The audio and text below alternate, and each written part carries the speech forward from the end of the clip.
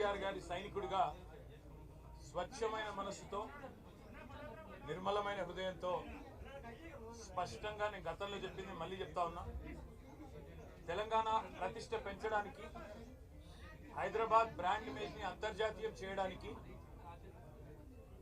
హైదరాబాద్ ని ప్రపంచ పటంలో నిలపడానికి ఆనాడు రాష్ట్ర మంత్రిగా ఎన్నో ప్రయత్నాలు చేశాం. ఆ ప్రయత్నాలు చాలా మేరకు ఫలించి హైదరాబాద్, తెలంగాణ భారతదేశంలోనే ఒక ప్రధానమైన నగరంగా ప్రపంచ దృష్టిని ఆకర్షించే స్థాయికి తీసుకొచ్చే విధంగా పనిచేశాం. మేము 9.5-10 ఏళ్ల కాలంలో మా ప్రభుత్వం ఉన్నప్పుడు మా బావమరుదులకు 1137 కోట్ల కాంట్రాక్ట్ చేయలేదు. మంత్రిగా నేను కౌన్సిల్లో కూర్చొని, కౌన్సిల్ ఆఫ్ మినిస్టర్స్ లో, కేబినెట్ లో కూర్చొని నా కొడుకు కంపెనీకి కాంట్రాక్ట్లు ఇచ్చుకోలేదు. లేదా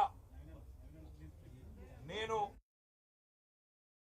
ల్యాండ్ క్రూజర్ కార్లు కొనుక్కోలేదు. ఆ పనులు రేవంత్ రెడ్డి గారు, ఆయన మంత్రివర్గ సహచరులు, ఆ సాగు తెలివితేటలు, ఆ అవినీతి తెలివితేటలు వాళ్ళకే ఉన్నాయి. నేను 50 లక్షల రూపాయలతో ఎమ్మెల్యేలను కొనుగోలు చేయడానికి పోయి దొరికిపోయిన దొంగను కూడా కాదు. నేను నిఖార్సైన తెలంగాణ బిడ్డను. ఏ పని చేసినా తెలంగాణ కోసం, హైదరాబాద్ ప్రతిష్టలు పెంచడం కోసం చేశాను. అర పైసా అవినీతి కూడా నేను చేయలేదు, చేయబోను. సరే, ఇవాళ ఈ కొంచెం ఉర్రకుండా ఆగలుగుతారా? ఇవాళ కొంతమంది అర్థమయ్యి కాని వాళ్ళు, తెలిసి తెలియని వాళ్ళు ఏదో కొంత బురద జల్లి తాత్కాలికంగా మీడియా మేనేజ్మెంట్ ద్వారా రాజకీయ పబ్బం గడుపుకోవాలనుకునే కాంగ్రెస్ వాళ్ళకి నేను చెప్పేది ఒకటే, నిజం నిలకడ మీద తెలుస్తుంది. మీరు ఇవాళ చల్లే బురద ఎట్టి పరిస్థితుల్లో మా దృష్టి ఏదైతే కేంద్రీకరించబడిందో దాని నుంచి తప్పించలేదు. మేము మాట్లాడుతూనే ఉంటాం, కొట్లాడుతూనే ఉంటాం. గత సంవత్సర కాలంగా విద్యుత్ ఛార్జీలు పెంచవద్దని కొట్లాడింది టీఆర్ఎస్. లగచర్లలో నువ్వు రైతులను జైల్లో పెడితే అడ్డుకున్నది టీఆర్ఎస్. నువ్వు హైడ్రా పేరిట ఇండ్లు కూలగొడితే అడ్డుకున్నది టీఆర్ఎస్. 6 గ్యారంటీల అమలు నువ్వు చేయకపోతే నిలదీసింది అడుగడుగున కేసీఆర్ బృందం. తప్పకుండా మా దృష్టి మేము మళ్ళించాం. నువ్వేదో నా మీద కేసు పెట్టి నన్నేదో చేసి దానివల్ల మా పార్టీ క్యాడర్ను, మా నాయకత్వాన్ని నువ్వు దారి మళ్లింపు, దృష్టి మళ్లింపు దిశగా ప్రయత్నం చేస్తాను అనుకుంటున్నావు రేవంత్ రెడ్డి. అది నీ వల్ల కాదు.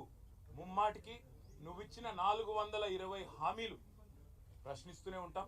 నువ్వు ఎన్ని కేసులు పెట్టినా, ఇది కాదు ఇంకో 100 పెట్టుకో, ఇంకో 1000 పెట్టుకో, ఎదుర్కొంటాం. న్యాయస్థానాల మీద, ఈ దేశంలోని చట్టాల మీద, భారత రాజ్యాంగం మీద మాకు సంపూర్ణమైన గౌరవం, సంపూర్ణమైన విశ్వాసం ఉంది.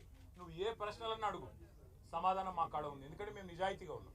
నీలాగా లుచ్చ పనులు చేయలేదు, నీలాగా తుచ్చపు పనులు చేయలేదు, చేయబోము.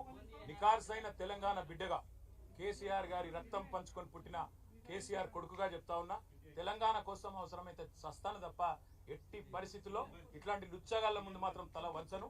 తప్పకుండా కొట్లాడుతూనే ఉంటా, పోరాడుతూనే ఉంటా. తెలంగాణ జయించేదాకా, ఈ కాంగ్రెస్ కబంధ హస్తాల్లోంచి తెలంగాణ బయటకు వచ్చేదాకా కొట్లాడుతూనే ఉంటాను, ప్రతిజ్ఞ చేస్తా ఉన్నా. Thank you.